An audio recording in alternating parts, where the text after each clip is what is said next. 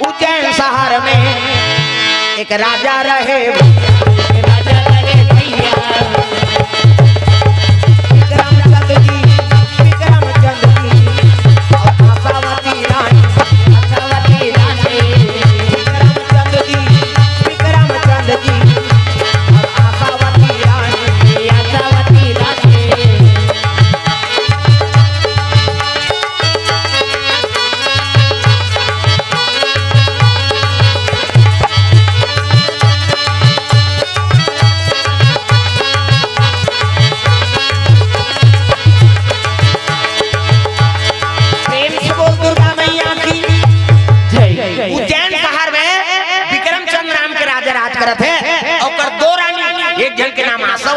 अब एक जन के नाम कांसावती। प्रेम से बोल दुर्गा मैया की जय। दोनों का नाम आशावती और कांसावती।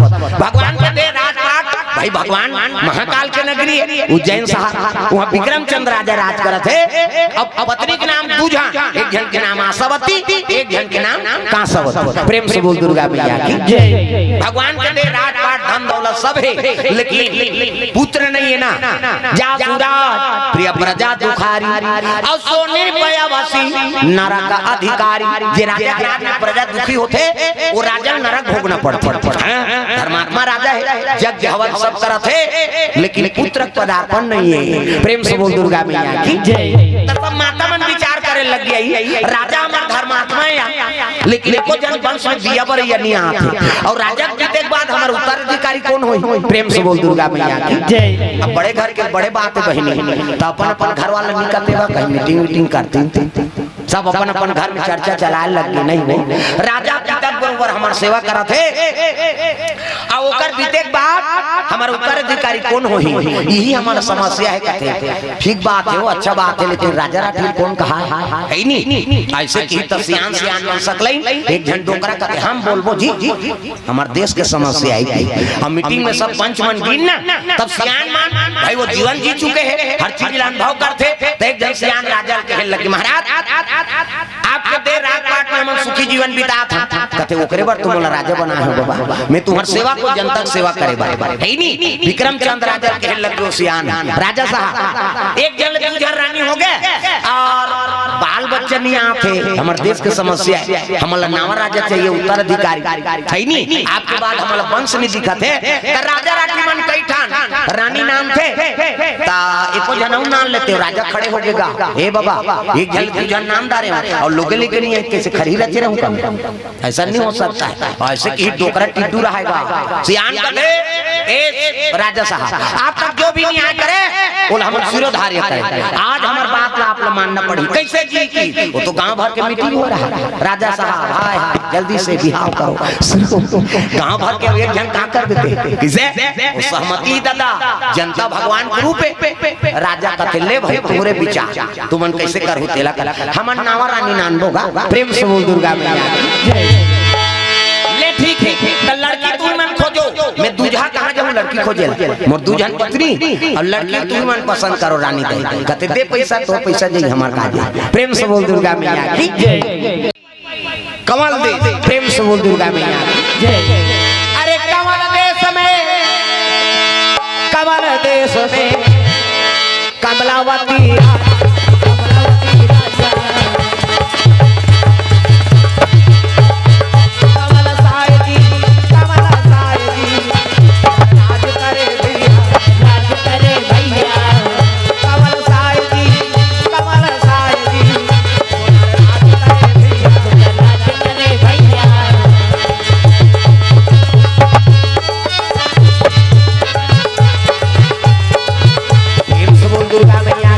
ये तो ध्यान है। हाँ हमारे में अलवा जलवा काम नहीं करे ध्यान लगा इतनी रख अंते कभी अंते का कमलावती कहा कमल साय राजा कहा थी आगो आ जावे तमाशा करा था। प्रेम से बोल दो मैया की जय। हमन कथा सुने हैं अभी बोला था तेकरो रहस्य है का कैसे हमार मन के तैसे ऐसे गुरु मिली त कथा बोला तो है बीच में इंटर कर दे 2 मिनट इंटर है हम लोग चाय पी का रहे हैं और चाय पिए जान हम पूछे हां तागा अब्बर दिन के ढोलक बज मेकर संग ढोलक बजावे भोरा मात्रा जे मन मोर गुरु बनेंगे ती मन मोर साथ दी। प्रेम से बोल दुर्गा मैया की जय। एकर सन 20 साल 25 साल में गोला बजा ते मन मोर सन ढोलक बजा। अभी डोकरा मन जिया थे पहली के नाथ पार्टी के बचकरी मन तागा अभी भी बजा ही नहीं थे बक्सा वक्सा नहीं रहा दादा उसने बचकरी मन बजाए। प्रेम से बोल दुर्गा मैया की जय।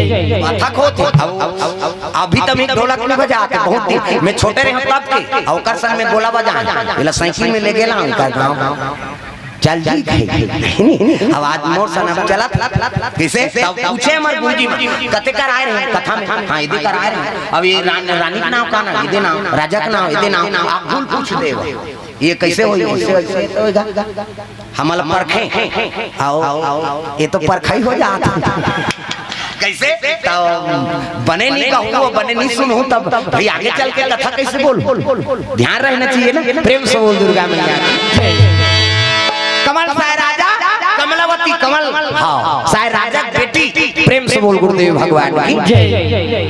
और वहाँ की सियान राजा 5 प्रमुख गएगा राजा स्वागत कर साव आओ महाराज कहाँ से आए कहते हम उज्जैन से अरे महाकाल के नगरी ले कहते हो तो वहाँ का राजा हाँ वाह वहाँ का राजा कैसे नहीं जानबो जी विक्रमचंद हमारा राजा जानते महाराज कहते कैसे नहीं जानबो धर्मपति राजा है छत्रपति राजा है विक्रमचंद कहते ओकरे बर आए महाराज ऐसे तो करे जन 2 जन हो गए रानी लेकिन बाल बच्चा बर हमन जनता मनौ खोजत हन कि इसनी राजा प्रसन्न हो गए भगवान जे जनता मर रानी नहीं खोजत है हाँ वो तो राजा का तक सुंदर हो अब ऐसे तमाम मिल गए तो मोर बेटी जीवन बन गई ऐसे कि हम फल दान करबो तब जाबो ऐसे कि इसने ले ठीक है भाई फल दान कर दिन तैयारी हो गए और 3 दिन राजा के शादी हो गए मोर बांधी वही लड़की तैयारी करेंगे हाँ 3 दिन तैयारी हो गए राजा मोर बांधी से तैयारी हो तो बारात जाए बते मन गोपल मुहल फुलोती 200 रहते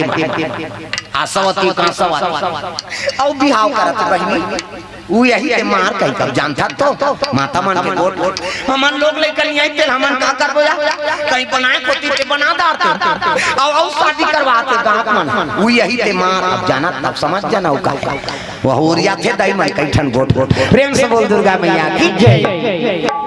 का करे राजा कहे लगे मोला जनता ले चलना है तुमन घुसिया है 2 दिन मुहन फुलो होते खुदे गोठिया हो के राजा जनता ले चला थे बराती निकले लग गई हाथी घोड़ा रथ में गिन का बड़ा गांव पर गई राजा मन के पहली ठिकान उहल भावर उहल विदा हमार में उल्टा है पहली भावर हो तहन ठिकान हो तहन लरहा भात खावे तहन विदा हो त नाली मन पी पर हेतेला ट्रैक्टर में जो ऐसे बोलता है राजा मन के मुसने नहीं ओ भावर होते पानी नहीं पीते घुमा था तुम्हारा तरह कैसे आजकल बारात जाबे तो हमन खोजत रहत रुका फलाना नहीं आए वो का वो भट्टी के है तो कहा ओकरे बार आता है बदनाम करे कैसे तो काकरो इज्जत ला बनाओ भाई बर्बाद मत करो गांव पर आता है गांव में बदनाम होई का कहां पर आते यार गांव का नाम लिखा गई और कौन जरी वो पिया कहां तो बारात जात हो कम से कम इज्जत बनाओ भाई बर्बाद नहीं करना। प्रेम से बोल दुर्गा मैया की जय।